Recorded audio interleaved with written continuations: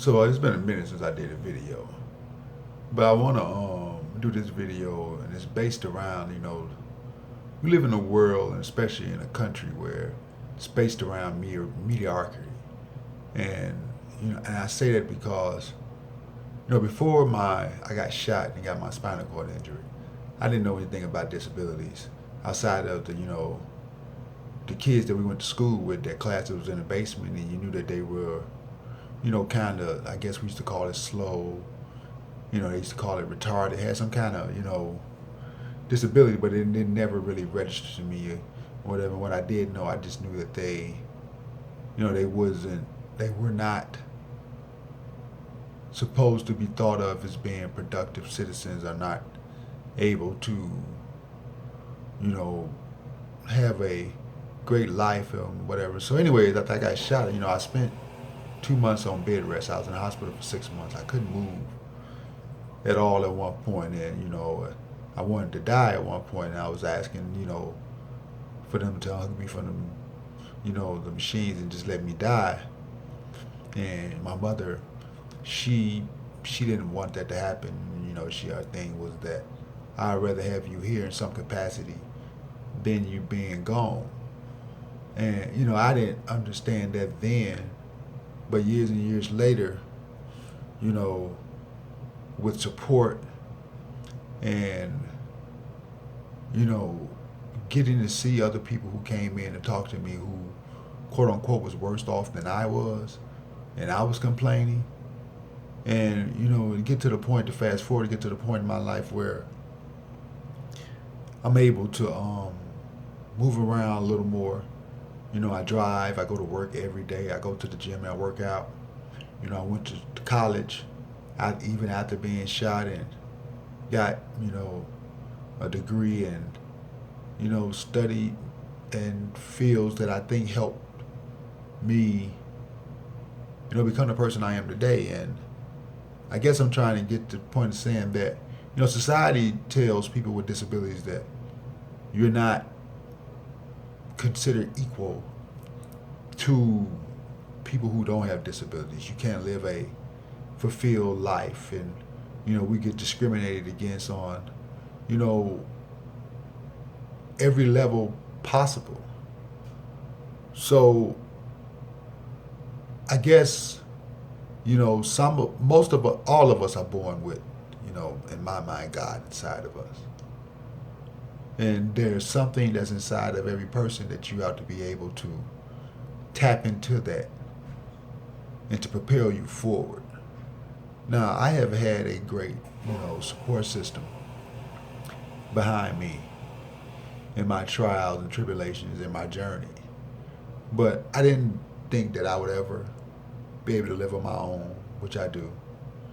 Drive a car, go to work every day like I said before, and do all the stuff that I'm doing, and with not being able to walk, with not having full dexterity, in my hands and stuff like that, because society places these labels on us. So when I say that, to say to any minority person, to any person of any color, because I don't do black and white, because there's no such thing, who thinks that, oh, this movie star, this basketball player, this whoever billionaire is better than I am, and you put yourself on a level where you think that you're less than, it's a mindset.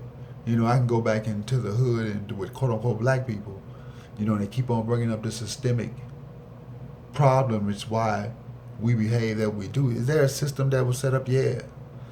Are there obstacles for us, to overcome? Yes. But how long are you going to keep on asking for a fucking handout from somebody? How long are you going to keep on asking for somebody to do something or something right, and you're not willing to do anything for yourself? It's just like if you got kids, and your kids, come home telling you, mom or dad, that this homework is hard. So what do you just tell them to do? Well, just sit around. Hopefully, the teacher will give you a good grade. No, you tell them to practice at it. You tell them don't try to take the easy way and take shortcuts. You help and you support them. But it seems like when it comes to our community, all we do is sit back and complain, but we continue to perpetuate the same bullshit, whether it was the music, World Star and all this nonsense. We just out here acting a fool. And it's just not, quote unquote, black people, it's Caucasian people, all this nonsense on TV. And then what are you leaving for the next generation to look at it to see? Or to behave like? So, my thing is that, I've come a long way since my injury. And I look at it as if I was Michael Jordan or Kobe Bryant. But I look at it as being, the Michael Jordan, Kobe Bryant of quadriplegics. I put in the work to be able to get to where I am today. I'm still putting in the work as we speak to get to where I am right now, and to break all the stereotypes and the barriers of saying that, oh, he can't. Oh, yes, I can. Now, just because I'm not plastered all over TV, glitz and glam and all this other nonsense that make you believe that you are someone. I encounter people every day. And I'm not a big fan of you inspire me or whatever, but apparently I do. So my thing is that stop trying to be Michael Jordan or Kobe Bryant. Or you know what? Yeah, try to be Michael Jordan. But be the Michael Jordan and the Kobe Bryant, or whatever it is that you do. Everybody doesn't have to go try to play basketball, football, and be a sports star. Be something else. Be an innovator. Invent something. Be the first of your kind. Kobe Bryant wanted to be better than Michael Jordan. Did he reach that point? No, he didn't. But he reached the point to the fact that he's damn near close. And that you got other people coming behind him. Now they want to be Kobe Bryant. That's how life works. You can't run around here and just live in mediocrity and praying to God and hoping that someday he's going to knocking on your door and giving you some kind of great insight or just giving you a hand. That's not how life works. I said to myself that I wanted to be the best person that I could be. The greatest, spinal cord injury person that I can be. And to achieve things that people say that I shouldn't be able to do. And I'm doing that every day. So now you have people who come around who have spinal cord injuries that I take pride in what I do, and they say, I want to get to be like you one day. And my thing is, yeah, you strive for that. But strive to be better than me because I'm flawed. And if you don't, you're not able to reach whatever status I've reached. You're reaching for something positive, and someone's going to come along today and they want to be you. So whether you're a boy or girl or, whatever your race may be, don't let society tell you what you are and what you aren't. I mean, a proven fact is that is Donald Trump. Donald Trump is our president.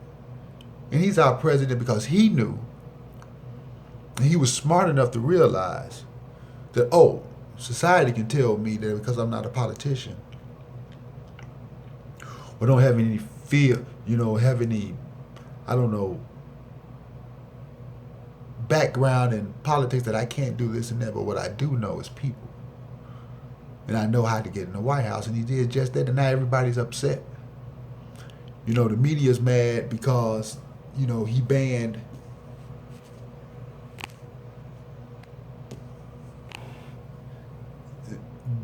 banned them from coming to the White House. What you mad about?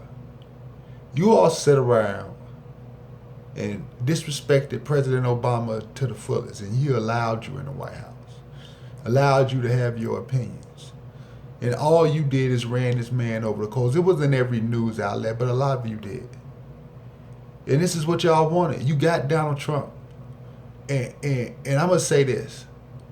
And like I said before, I don't believe in black and white.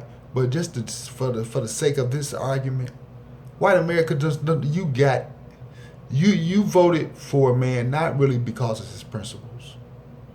Not because of you thought he would be a great thing. You did it because of racism. Because we had a quote unquote black president. No, we didn't. We had a human being in office who went by the name of Obama. And now you went and based on skin color, you voted in a man who you have absolutely nothing in common with. Not nothing. Billionaires don't have anything in common with but billionaires. And you know what they have in common with? They want to stay powerful. They want to keep their money. They want to keep control over everybody else. Quote unquote white America, you have way more in common. Whether you live in the suburbs or the middle class, with Bobby or Johnny that lives in the ghetto, than you do with Donald Trump, the Rockefellers, or anybody else. But you base what you believe in around skin color, because you think you're losing something. We are all human beings, and once we realize that, the better off we'll be.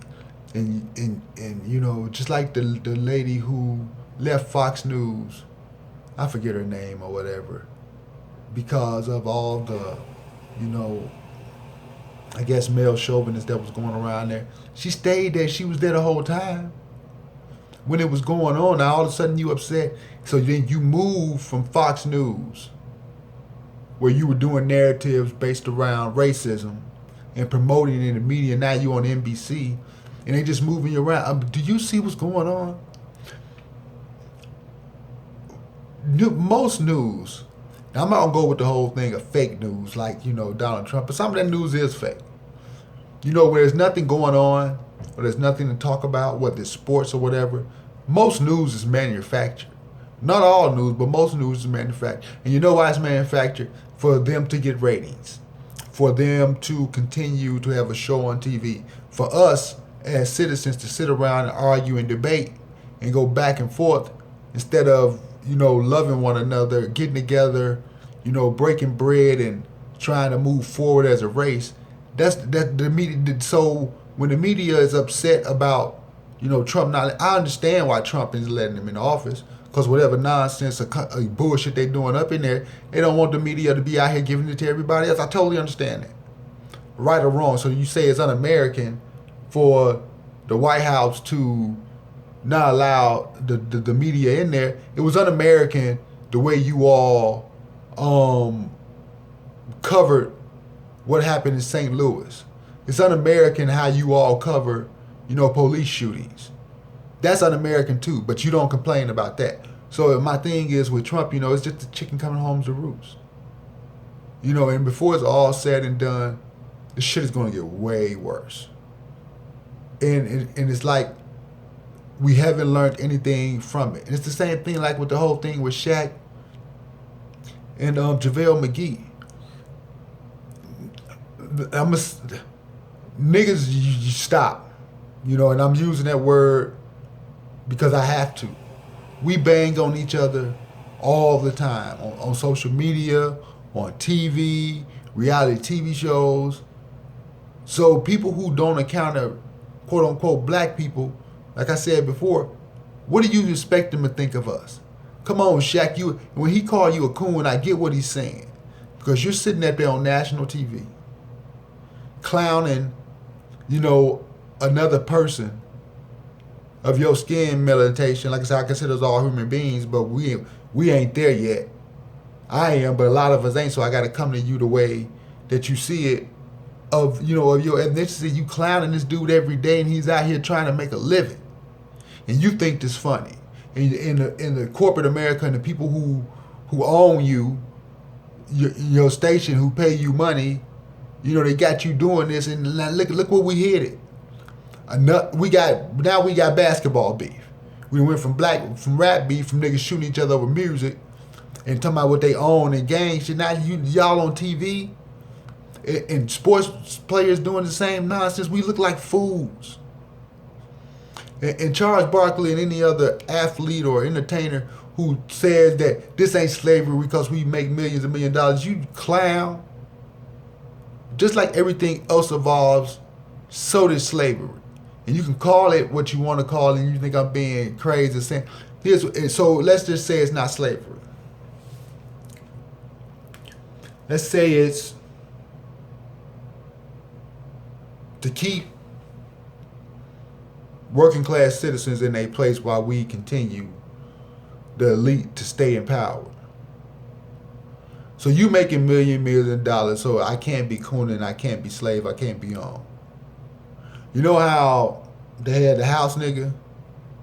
The house nigga thought everything was cool because he was in the house with the white folks, quote unquote white folks.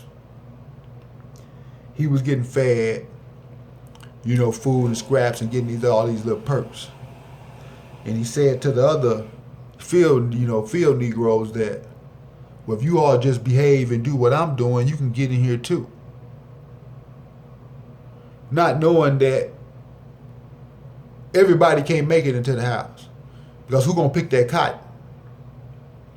So I can show you as your master that if you behave a certain way, I can give you this and I can give you that.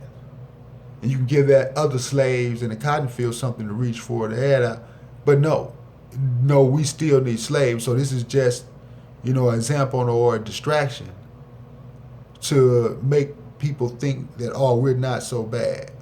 And so when I say corporate, I'm not talking about white folks. So this is not aimed at quote unquote white folks. This is aimed at the people that's in power. The people who want this hamster wheel to continue to roll as it does, so they can continue to have money, so they can continue to dictate how we think and how life's supposed to be and how it should go. So my thing is to say that, slavery doesn't exist because you make $1 million. If they giving you millions of dollars, how much money you think they have? Use your brain for something else besides a cushion between both of your ears. So, this whole thing with Shaq and Javell, I don't want to, and I totally understand what Javell McGee is talking about. Man, get off my back. Let me live. Your career is over with. Your heyday is over with, Shaq. You were whatever. And what are you afraid of, Shaq? Somebody's going to be better than you? You don't have better than you. Kareem Abdul-Jabbar was better than you. You're not the greatest center. Bill, you was just bigger than everybody else and you could dunk. You couldn't even shoot free throws. And I got love for you, Shaq, but you need to stop. You couldn't shoot a free throw to save your life. If you wasn't as big and as powerful as you were, you'd have been trash in the league. You just overpowered people. You didn't have no go-to move. You didn't have no hook shot. You didn't have no great moves in the paint. All you did was move people around because you were bigger and stronger than most people. So stop acting like you had all these skills, because you didn't. Leave that man alone. Let that man live. That man is balling over there in Golden State. Whatever mishaps he has in the midst of playing basketball on the court, and you out here downing him and making fun of him, which in a way is blocking him from even playing in the league, you got to stop, man. You can't get mad because he stands up for himself. You can't. And you never see quote unquote white athletes all on social media, all on the news bashing on each other and talking trash. We do this all the time in rap music, on TV, sports. We behave like children. And you wonder why, quote unquote, white people have the view that they have about us, because they don't come around. If they're not around enough of us to know that we all aren't like this, what else do they pull their knowledge of us from shit they see on TV and shit that we do, they report on the news and everything else. It's the same thing, vice versa with, quote unquote, black people saying white people.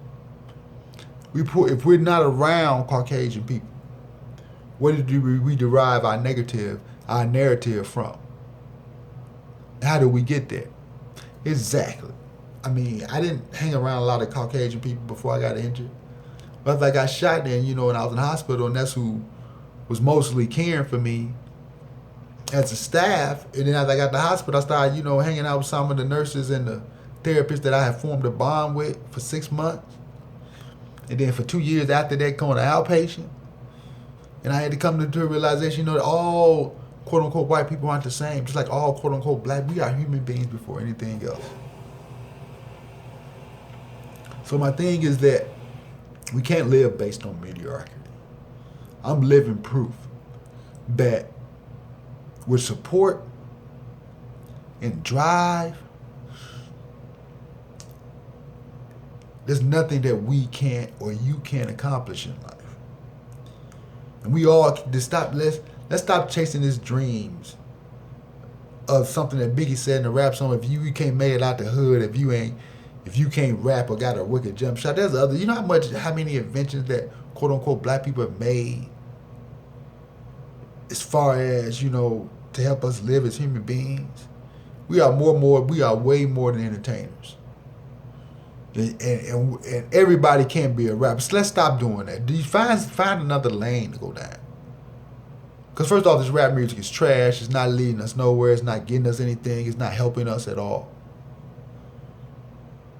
We are more than just football players, basketball players, and that's for anybody. We are more than movie stars. Find another niche in life. Be something that's going to innovate and help somebody else along in the future on a bigger level. And let's just say you do become an entertainer. Don't become an entertainer and then let them try to silence you like they're trying to do in Nick Cannon. And you then try to call you crazy. Or you crazy because you got enough balls and enough, faith in yourself that you'll turn down millions of dollars. That don't make you crazy. Same here trying to do Dave Chappelle. Now they're trying to smear his name because they're losing money because Nick won't host. American Next Top. And that's what they mad about. Why show you? They're gonna try to get other people in corporate America to go against Nick. That's slavery. That's exactly what that is, slavery. Stop acting like it doesn't exist, and it exists for all of us citizens who are not a part of the elite group of billionaires. That's slavery. Do you understand now? When you're not doing something that somebody else wants you to do that's making them money, or that they don't dislike, so they try to block you and make you live a certain way they get you accustomed to a certain lifestyle, and then when you're not doing what they want to try to take it away from you, so then you gotta battle with, where do I want to go back to that or stay here? That's slavery. Do you understand that? Let's go.